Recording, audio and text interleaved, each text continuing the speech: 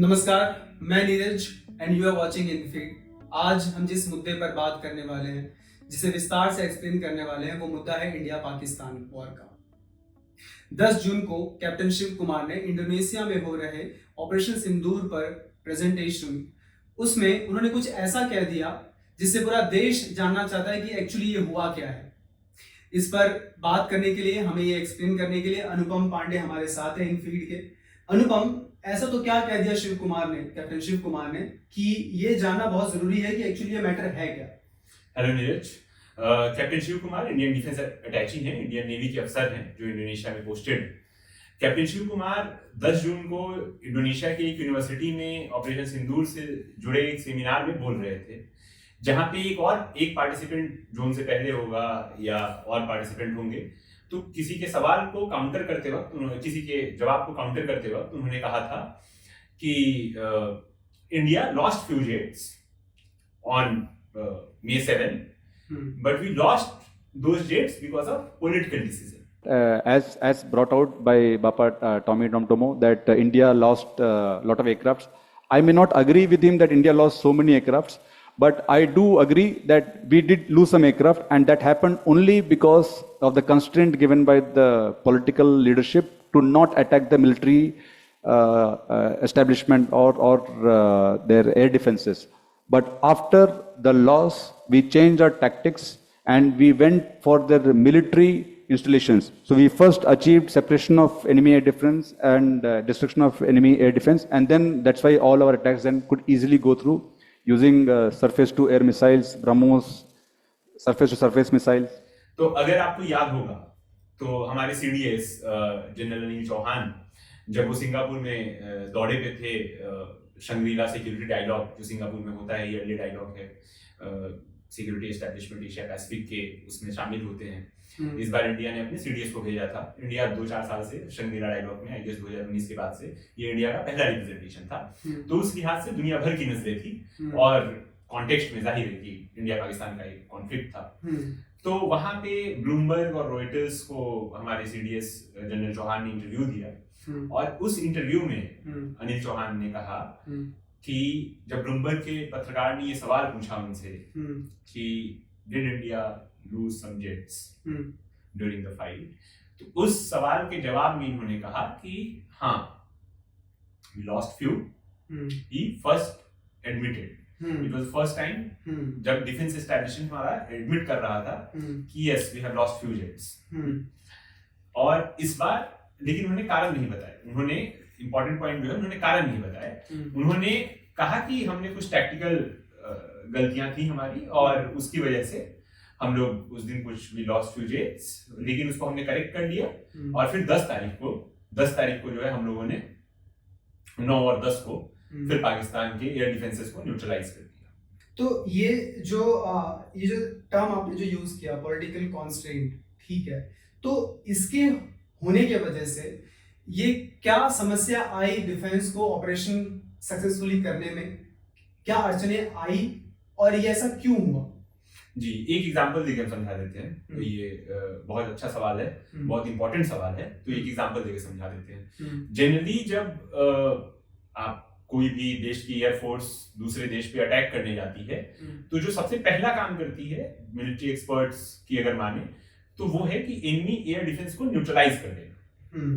Enemy air defence को neutralise कर देने के बाद होता क्या है कि आपके पास एक खुली आसमान होती है, और फिर आपकी एयरफोर्स अपने टारगेट को अटैक कर सकते हैं ना।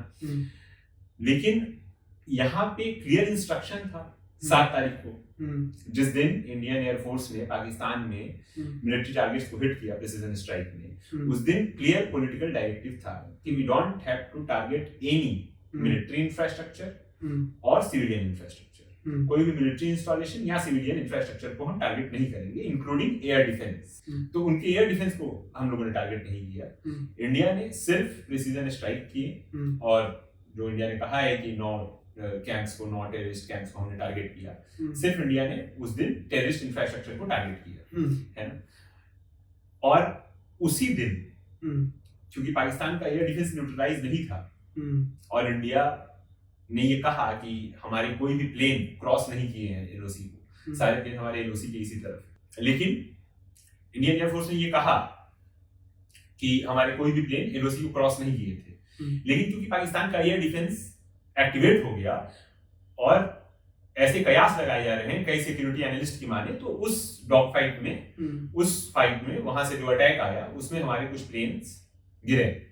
ये तो अब सीडीएस जनरल चौहान और कैप्टन शिव कुमार दोनों के बयानों को अगर मिला लें तो जाहिर हमें ये भी पता चलता है कि हमारे we have lost few jets, हमने कुछ जहाज खोए हैं, और उसका कारण जो अब कैप्टन शिव कुमार कह रहे हैं कि एक पॉलिटिकल रीजन होगा, क्योंकि पॉलिटिकल कॉन्स्टेंट थे तो हम अटैक नहीं कर पाए।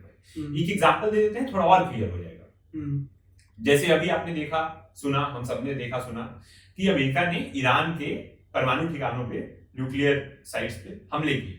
ईरान के परमाणु ठिकाने पे अमेरिका ने वो हमला तब किया जब इजराइल ने ये आके क्लेम किया कि हमने ईरान के एयर डिफेंस को न्यूट्रलाइज कर दिया है। तो एयर डिफेंस को न्यूट्रलाइज कर देने से ये होता है कि उसके बाद आपके पास एक खुली आसमान है, आप अटैक करिए without being the target, you know. तो ये ऑपरेशनल चैलेंजेस थे, और उसी ऑपरेशनल चैलेंजेस शायद जनरल चौहान इन्हीं ऑपरेशनल चैलेंजेस की बात कर रहे थे जिनको उन्होंने 9 या और 10 तारीख को फिक्स कर दिया। क्योंकि 9 और 10 तारीख का जब हम देखेंगे तो 9 और 10 तारीख को इंडियन एयरफोर्स ने सबसे पहले पाकिस्तान के एयर डिफेंसेस को टारगेट किया। लाहौर के एयर डिफेंस को टारगेट किया गया, उसमें और कई जगह के एयर डिफेंसेस को टारगेट किए गए, कई जगह हवाई अड्डों पे टारगेट, रावलपिंडी में एयर रनवे पे टारगेट किया गया। तो उस दिन मिलिट्री बेसिस को टारगेट किए गए। तो एक्चुअली जो कॉन्स्टेंट था 7 तारीख को और जो रीजन था, है ना, वो हमें दोनों बिट्स एंड पीसेस में यू नो बता दिए गए हैं। और ये अनुपम, ये जो सारा कंफ्यूजन क्रिएट कर दिया गया है, अब किसी को नहीं पता कि हमने कितने जेट्स लूज किए हैं अभी तक, क्या हुआ क्या था एक्चुअली। तो जो आम जनता होती है, जैसे कि आपने मॉक ड्रिल करवाया, लोगों ने उसमें पार्टिसिपेट बढ़ चढ़ के किया क्योंकि वो आक्रोश था कि 26 लोग मारे गए हैं हमारे, तो लोग बढ़ चढ़ के उसमें पार्टिसिपेट कर रहे थे, आपके डिसीजन में साथ खड़े हुए थे। तो जब वो जंग के दौरान अगर वो आपके साथ खड़े हैं तो जंग के बाद आखिर क्या हुआ उस जंग में, वो भी तो उनके जानने का हक है।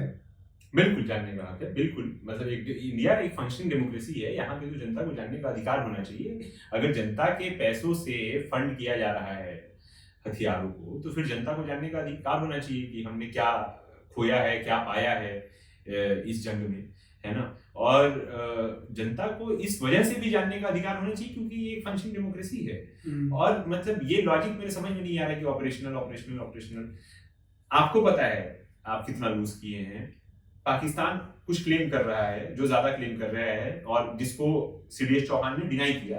पाकिस्तान का क्लेम है 6 जेट्स का, जिसको सीडीएस चौहान ने डिनाई किया, है ना, कि नहीं 6 नहीं है, वो एग्जैजरेटेड फिगर है। लेकिन जाहिर है उन्होंने जेट्स कहा, तो प्लूरल तो है। तो जब आप कह रहे हैं कि हाँ हमने खोया, जब पाकिस्तान कह रहा है 6 उन्होंने वो किए हैं, तो पाकिस्तान के डिसइंफॉर्मेशन कैंपेन को हवा ही तो मिल रही है। एब्सेंस अगर यहाँ पे इंफॉर्मेशन का है इंडिया की तरफ से, तो इस इंफॉर्मेशन गैप को फिर पाकिस्तानी नंबर्स कर रहे हैं। अब यहाँ पे पता नहीं सरकार को, लेकिन अपने डोमेस्टिक ऑडियंस को खुश रखना है, तो सरकार की परेशानी भी समझ में आती है। अब देखिए, उम्मीद है आने वाले कुछ दिनों में इस पे कुछ और डिटेल्स सामने आए, खासकर जब पार्लियामेंट का सेशन हो, अभी मॉनसून सेशन, तो उसमें कुछ चीजें और खुल के आए। शायद हमारे रक्षा मंत्री या शायद प्रधानमंत्री स्वयं या विदेश मंत्री कुछ बोले। ये 10 जून को कैप्टन शिव कुमार ने जो बयान दिया, उसके बाद कोई प्रतिक्रिया उनके तरफ से आई इसको बैक करके, या फिर इसका बिल्कुल खारिज कर दिया गया, ऐसा कोई ऑफिशियल बयान ट्विटर पे या कहीं और कुछ ऐसा स्टेटमेंट आया है? हाँ, ये बता देता हूँ मैं, ये भी एक इम्पोर्टेंट पीस ऑफ इंफॉर्मेशन है। इंडोनेशिया में जो भारत की एम्बेसी है, जहाँ शिव कुमार पोस्टेड है, उन्होंने एक ट्वीट किया, इंडिया इन इंडोनेशिया जो ट्विटर हैंडल है, उन्होंने ट्वीट किया और उन्होंने कहा कि हमारे एक ऑफिशियल एक प्रेजेंटेशन में कुछ बोल रहे थे, उन बातों को आउट ऑफ कॉन्टेक्स्ट पेश किया गया है। We are proud of the fact कि यहाँ पे political decision makers are the highest authority, और वही फैसला करते हैं कि हमें कब जंग पे जाना है, कब जंग पे नहीं जाना है। तो it's like dodging the question, not answering the question. We all know that was never a question कि यहाँ पे पॉलिटिकल लीडरशिप सुप्रीम है। हमारी कॉन्स्टिट्यूशन के हिसाब से पॉलिटिकल लीडरशिप यहाँ पे सुप्रीम है, there is no doubt about, there was no doubt. लेकिन यहाँ पे तो इन्फॉर्मेशन आप नहीं दे रहे हो ना, इन्फॉर्मेशन आप नहीं बता रहे हो कि हाँ मतलब क्या रीजन था, और आपने उस when you reached that decision जहाँ पे आपने ये फैसला किया कि हम इंडियन आर्म फोर्सेस को फुल ऑपरेशनल फ्रीडम नहीं देंगे, उनको हम इससे मना करेंगे कि वो किसी सिविलियन इंफ्रास्ट्रक्चर को या मिलिट्री इंफ्रास्ट्रक्चर को टारगेट करे, तो what was the rational behind it? वो अगर सरकार की तरफ से कोई आके एक्सप्लेन कर दे कि हाँ क्यों, आखिर क्यों ये फैसला लिया गया, किस मजबूरी में फैसला लिया गया, या इसके पीछे क्या वजह थी? अनुपम, जैसे तुमने बताया तो ये तो स्पष्ट है कि बहुत ही अस्पष्टता है इस पूरे नैरेटिव को लेके कि किसने कितना जेट गिराया, किसका कितना लॉस हुआ। अब ये तो सरकार ही बताएगी, चाहे वो पार्लियामेंट्री सेशन में बताया, कब बताया, उसका इंतजार हमें रहेगा ही। इस पर विपक्ष का क्या प्रक्रिया है उसका, उनका, क्योंकि पूरे जंग में ये देखा गया कि विपक्ष जो है वो सरकार के साथ खड़ी नजर आई, लेकिन जैसे जैसे ये जंग खत्म होती गई वैसे वैसे विपक्ष ने सवाल उठाना शुरू कर दिया कि ये जो लड़ाई है, ये जो जीत है, क्या सही में एक जीत है? क्योंकि अगर आप जीत ही गए थे तो आप जो क्लेम करते आ रहे थे इतने समय से कि हम पाक ऑक्यूपाइड का कश्मीर हमारा है, हम ले ही ले देंगे, जान दे देंगे इसके लिए, है ना, तो जब आप जीत गए थे तो आपको फिर ये गिव अप क्यों करना पड़ा? तो विपक्ष में ये क्या प्रक्रिया को चल रही है अभी फिलहाल? विपक्ष जो है सरकार से 10 तारीख के बाद से ही, 10 मई के बाद से जब सीज फायर अनाउंस हुआ है उसके बाद से ही विपक्ष लगातार सरकार से मांग कर रही है। सारी विपक्षी पार्टीज, ऑलमोस्ट सारे जो भी विपक्षी पार्टीज हैं, सबने ये मांग किया है कि सरकार एक स्पेशल सेशन बुलाए पार्लियामेंट का, और स्पेशल सेशन बुला के सरकार देश की जनता को बताए कि क्या हुआ, कैसे हुआ, सीज फायर क्या क्यों अनाउंस हुआ, उसके पीछे क्या क्या वजहें थी, हम अटैक किए उसमें हमारी क्या सफलताएं और क्या हमने लेसन्स लर्न किए। तो ये सारी चीजें विपक्ष का तो पहले ही से मांग है, 10-11 तारीख से मांग है कि पार्लियामेंट का एक सेशन कॉल किया जाए और उसमें इन सब बातों पे सरकार जो है देश की जनता को जवाब दे। तो विपक्ष तो लगातार ये मांग कर रही है, लेकिन लग ये रहा है अब कि उम्मीद ये है कि अब ये सारे डिस्कशन मानसून सेशन में ही होंगे, पार्लियामेंट के मानसून सेशन जो कि होने वाला है। तो मानसून सेशन में अगर होगा तो अब मानसून सेशन हंगामेदार होने वाली है, हमें ये उम्मीद करनी चाहिए। और एक और इंटरेस्टिंग चीज है कि बिहार का इलेक्शन बहुत नजदीक है, तो अब जो बीजेपी जो खास करके है वो इस मुद्दे को लेके आगे बढ़ रही है। वो अपने सभाओं में इसकी बात कर रही है कि हमने इंडिया पाकिस्तान में पाकिस्तान को सबक सिखा दिया हमने। तो क्या आपने पाकिस्तान को सबक सिखाया या फिर वहां पे जो टेररिस्ट कैंप है उनको सबक सिखाया? और आप जो कह रहे हैं कि हमने उनके टेररिस्ट कैंप्स पर एक प्रिसाइज टारगेट किया और उनको डिस्ट्रॉय किया, तो क्या वो सिरे से खत्म हो गया? आगे जाके ये टेररिस्ट अटैक्स नहीं होंगे? इस पे भी सरकार का कोई स्पष्ट बयान अगर हम पूछ देंगे तो उनका नहीं ही आएगा।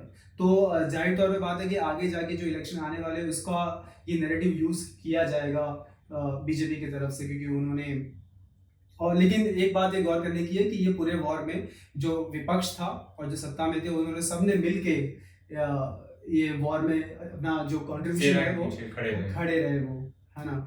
तो ये जो पूरा मुद्दा था, ये मुद्दा आपने और हमने मिलके ये अनुपम के थ्रू समझा है। हम प्रयास करेंगे कि ऐसे और एक्सप्लेनर्स लेके आए और आपको इन डेप्थ एनालिसिस जो आपको पता होना चाहिए, जो कहीं और आपको ना मिले, वो इन फीड के थ्रू हम आप तक पहुंचाए। बहुत बहुत धन्यवाद इस कॉन्वर्सेशन के साथ जुड़ने के लिए। हम फिर मिलेंगे। सी यू।